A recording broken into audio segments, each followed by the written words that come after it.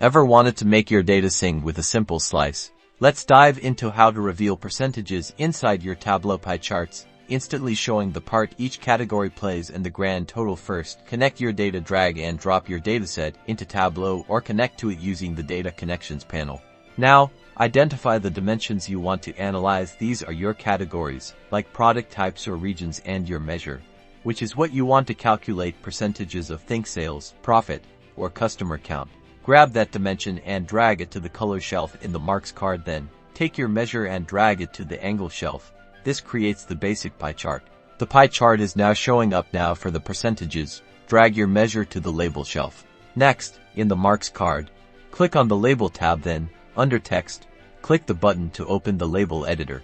In the label editor, click the drop-down arrow next to your measure, choose Quick Table Calculation, and then select % of total. Boom, just like that. Your pie chart now shows the percentage of the whole that each slice represents. You can format these labels too. Click the Format menu, which allows you to change fonts, number formats, and adjust the appearance, so it's clear and stylish. It's that easy. Now you've mastered pie charts with percentages, giving your visualizations meaning.